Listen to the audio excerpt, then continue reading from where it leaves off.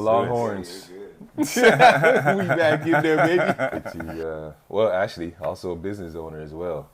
So that's, well, hashtags first, right? MD underscore Dixon is my personal Instagram. And then Blue Hands underscore Cleaning Services is is our cleaning business, commercial and residential cleaning. And then Quilfaye, Quilfaye. So that's Quilfaye is part of the legacy that I was trying to put forth for my mom and dad, because my mom's first name is Aquila and my mom's first name is Faye.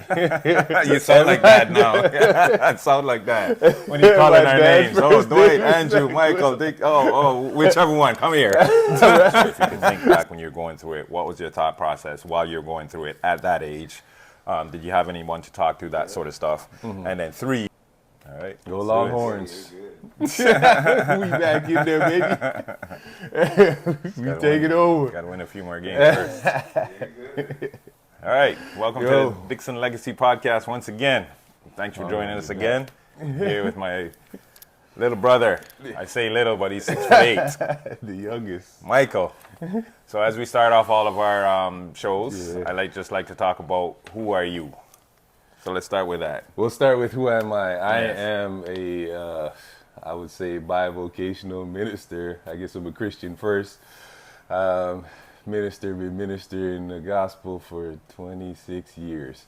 And bivocational because I also have a job in finance. So been working in finance for 14 years. Worked at UT, at U of H, and at Rice. So father of three girls. Can't believe how old they're getting. But I never feel old until I look at them. But that's right. Almost 25, 23, and 13. So tried to have a boy, it didn't work out. But got 3 girls and working to help them become whatever they want to be. So that's pretty much where I am in life, I guess, right now. Looking forward to, actually, also a business owner as well. So that's, hashtags first, right? MD underscore Dixon is my personal Instagram.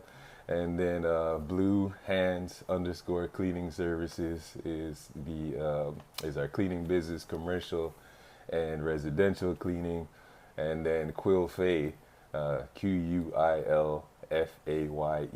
So that's Quilfaye is part of the legacy that I was trying to put forth for my mom and dad, because my mom's first name is Aquila and my mom's first name is Faye. You sound like that now. It sound like that when you call in our names. Oh, Dwight, Andrew, Michael, Dick. Whichever one. Come here. So I put both of those together and built a brand. It's men's clothing line brand. We just do like ties and shirts and accessories, like stuff for business people. So check all 3 of those out. Like, share, follow.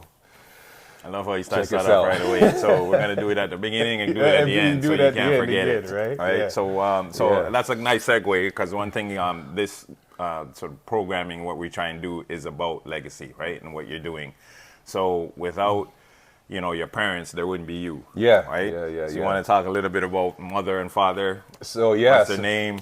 Watching mom and dad, dad Aquila, mom Faye, and watching them over the years, their history, coming from Jamaica and moving to Canada to, make a better life for themselves, and not having as much as we have today, but, making the most of it and putting us in a good position where we can strive and succeed. So watching them, I remember one thing that sticks out like vividly for me was when I was going to school to get my undergrad.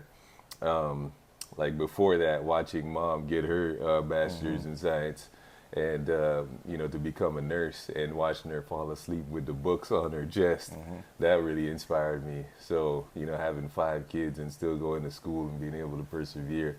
And then watching my dad work, whatever jobs he could around the clock teaching himself some of the handyman stuff that he does. I wish I had so I could do it, but never really inherited that. That's because when he was out there, you were I know. around somewhere else, and you should have been watching. Exactly, because I should have been out there when he had us in the garage in the freezing cold trying to fix cars and all that kind of stuff. I should have been paying more attention, but just watching their life and their Christianity and watching them evolve and grow, it just gave me all the encouragement to just keep going, keep fighting in life. So that's why I am the way I am today. All right, perfect segue. Perfect segue once again. Right, so what I like to do is talk a little bit about like a tough time that you've been through in your life. Yeah. Right, and it could be whatever and whatever age, but I really want to focus on a few things. So one is the story, right? So I call it "Tell Me a Story," right, about what happened. Two, did you have anyone to talk to back when you were going through it? So if you could think back when you were going through it, what was your thought process while you were going through it at that age? Did you have anyone to talk to, that sort of stuff? And then three, what advice would you give yourself, 20, 30, I don't know how many years later, to sort of say, how would you do it a little different? Would you do it exactly the same? Things like that. So frame it in that way. So one of the biggest, probably most defining moments was when we moved from Canada to the States, to Florida. And I remember thinking, oh man, I'm leaving all my friends, everything that I knew behind, and moving to this place, new culture, new scene, having to find new friends, whole new environment. Everything was new. So I wouldn't say I had somebody to talk to at the time about that, but we kind of just figured it out when we were younger. And, you just, once we got into the situation, you're finding out, okay, this is not as bad as it seems. So the initial fear of just the unknown is something that we all deal with, but once you get into it, you figure out that, okay, I can make new friends, I can adapt to a new environment, I can learn new things. And it was a game changer because I would say that it opened my eyes to so many things that I would have never seen otherwise, or I would have never experienced. So it was great for me to come down here to Florida and see, new things, sports-wise, business-wise, church-wise, anything that I didn't really experience while I was up in Canada, because you're sort of in a bubble, almost growing up with the same people. Some of the people that I went to high school with, I went to elementary school with. So it was like all the same people, same school, same environment, same area the entire time. So getting down here, being able to just kind of explore and just see a whole different world, coming to the United States, seeing a whole different thing. I'm a citizen now, by the way. Don't hold it against me, Canada. But just see the whole world and see it just opened my eyes to so many things, and so when really would you helped me along the path. So, when would you say that you recognize that? When was did it I say, back then? No, I didn't recognize it then. I didn't recognize it until probably I think when I started having kids, then I started to realize, okay, my parents moving from Jamaica to Canada was the same thing that was helping them grow and evolve. Us moving from Canada down to Florida helped me evolve. And then I'm trying to do the same for my kids. So I'm like, whatever opportunities you have, go for that. They both went off to college. When one went out to Blinn College, which is a little bit further out, Wichita Falls in Texas. The other one went to Natchitoches. I always say that wrong. Natchitoches, Louisiana. So I encourage them to go and see different things, go and explore, open up your eyes, because there's so many opportunities, so many new people, so many connections that you can meet out there if you just broaden your horizon. Get through that first initial fear of being away from your bubble and just get out there and see things. Yeah, I think that's what's holding everybody back. It's always the fear piece, right? Fear of the unknown, fear of change, and all that stuff. And change is the only one thing that's constant when you think about it, right? So if you were talking back to yourself back then, what would you tell yourself? Because you didn't learn that it was really good until years later. Right, yeah. So what would you tell yourself? At that time, yeah. At that time, if you could now tell yourself back then, like, how would you communicate that? I would say, man, you could fly back and forth to see your girlfriend if you want to. I don't know. I would say embrace it. Just embrace it. Yeah. Just embrace it for everything that it can be. Don't think about the negatives. Think about the positives. Think about everything that you can gain. Everything that you can achieve. Think about the new things that you're going to experience, which will be a little bit outside of your bubble, but it can be really great. So that's what I would tell myself to go if I was going back to that particular time. Yeah. Yeah, it's something that I think it's very important that we change our environments on a regular basis. So even if you have kids, do that. Travel is a big thing. I always tell everybody, see it for yourself. Don't listen to the sort of propaganda machine that's always there that says, oh, this place is always bad, this place is always bad. But when you go there, you say, yeah, there's bad parts, but there's good parts, right? I think it's like that everywhere you go.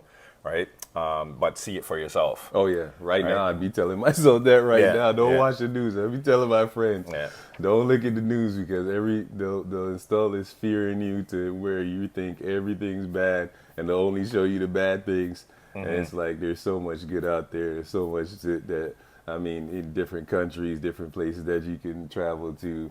And even within your country, or within your sphere, there's, just go explore, man. You can find good things everywhere. There's good and bad in everything. Yeah, it's funny that you say that because I was listening to this thing from Tony Robbins. So Tony Robbins had, I don't know if he was a doctor or whatever, but he had him on his program and they were just talking about it. And they say one thing that fear does, it shuts down your body's defense mechanism, right? So your immune system, it shuts it down because one of the things that when you think of fear, now granted it goes back to sort of the caveman days, is if there's a saber-toothed tiger running after you, and this is the example he uses, you don't need your defense mechanisms or the antibodies sort of going after bacteria or going after a virus, right? It shuts that down because you need all the blood flowing to your muscles because you need to run, right? So it shuts all that stuff down, leaves you susceptible to that stuff, but that stuff's not important. What's important is I need to get away from this saber-toothed tiger, right? But it's the same thing that happens now. When you are fearful, or when you live in fear, it drops your immune system. It shut you down, It does. So one of the things that he says, like even when you talk about the coronavirus and that sort of stuff, he said that a lot of the times when we are stuck in fear, that's when our immune system goes down and that's when we catch the cold or that's when we catch the virus and that kind of stuff, right? So I think it translates right across.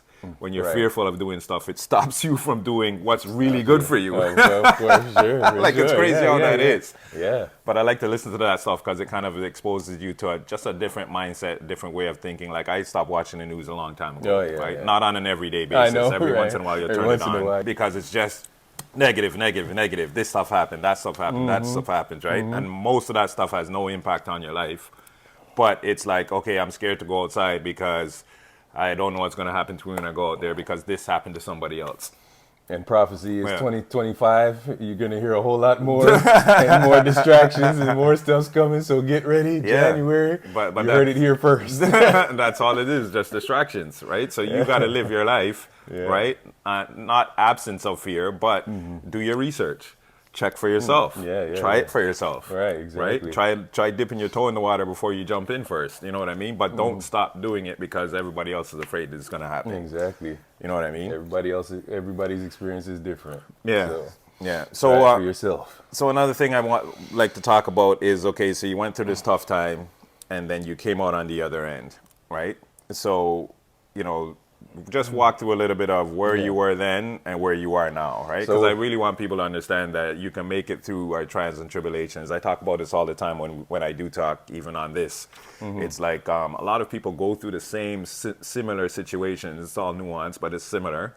And but we all kind of made it through, right? At various stages of where we think we should be. But we all made it through, and we're all good. Coming out of Thanksgiving, we should be thankful, right? So, so let's walk through a little bit of that. If you ever grew up playing dominoes or cards, it's almost similar to that. That's how your life is. You're gonna keep getting dealt different hands as you go, and with whatever hand that you get, you use that to try to maximize your potential to win. And pretty much that's how it is. So back then it was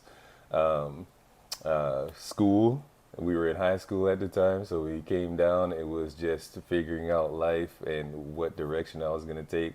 So that actually put me in the direction of going to Bible college actually before I went to U of H. So I was on the trajectory to try to, go to MBA, make some money, and then got called to the ministry. So that was led me to Texas.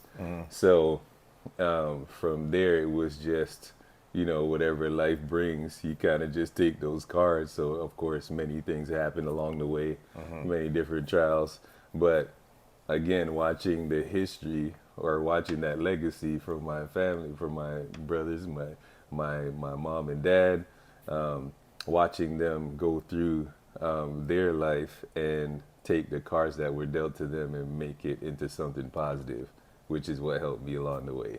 So how did I evolve along the way? Just evolving by taking each situation and trying to turn it positive. So get knocked down many, many times, of course. I'm getting up there now at age. I can't believe it. Losing my hair, everything turning gray.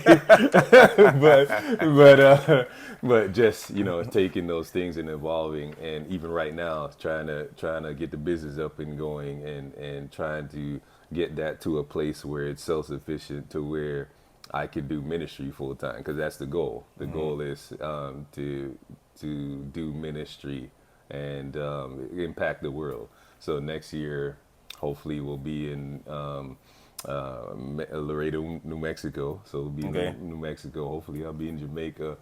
Hopefully, you will be. Yeah. I can't say hopefully. You will be. God, Lord willing, right? That's right. Lord willing, and Lord willing in the Philippines too. So just around the world, preaching the gospel, spreading the word of God.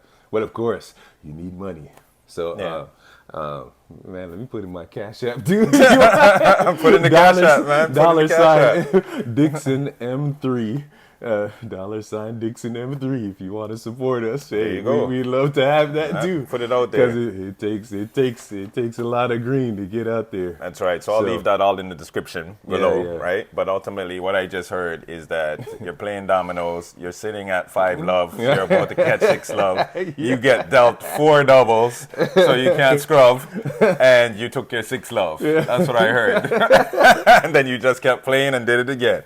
Just keep playing, man, no matter how many times you lose. Just get up and keep playing the game, man. You're gonna win at some point. That's right. All right, next thing. What physical things are you doing to intentionally leave a legacy? So physically, got the Quilfaye, QUILFAYE on Instagram. Go follow us. That intentionally, I leave a legacy because I want people to be able to remember my mom and dad. And of course, the Dixon name is carrying. It's amazing how far our name does carry, because I can pretty much go anywhere right now, and people welcome us with open arms and provide somewhere for us to stay and everything like that. Roll out the red carpet, so that's awesome as well. Just on the ministry side. So that's awesome as well. But that's what I'm doing to leave a legacy. I really want that, the name and the name to continue and to dwell, even when I'm long gone from here. So those are the things that I'm trying to build, and hopefully we can get everything up and going. Not hopefully. And, I can't. Words matter. Words matter. When it happens. That's right. When it happens. I'm a big believer in that. I'll be able to spread the wealth around as well. No, I'm a big believer in that, because that's why I have the Dixon Legacy 40 shirts, right? Because for me, like we had this discussion many times, is like you have Fendi, you have Gucci, you have all these big names that are names of families. That's all it is. Right. So you're paying $100 for that shirt, and you can put the Gucci name on your chest, but you can't put your own name on your chest. Like, we should be proud of our own names. Exactly. Right? So you start with that, and then you work out. Right. You know what I mean? So I think that's so important. Yeah, for sure. So if anything, we're going to finish it off. Yeah. So once again, we're going to your social media handles. Right? Email, Facebook, whatever you can kind of remember. We will put in the comments, but just put it out there now. So we're at MD_Dixon on Instagram. Blue Hands, like Blue Hands _ cleaning services. on Instagram, Quill Faye on Instagram, on Facebook, quillfaye.com, bluehandscleaningservices.com, and my personal email address, archangelmdd@gmail.com. All right. Archangel. All right. So that's Let's go Horns. big things Let's happening go here. Texas. Right. Go follow. Go check out the sites. Yeah, right. yeah, Especially if you're down in the Houston or Texas areas, wherever. He'll go wherever you are, and get it done. Thank you very much, bro. Subscribe, comment, like, share. I always forget to say that. That's why I got to write it down to make sure I read it off. Let's go. But respect, man. Yes, sir. Respect, brother. Yes, sir.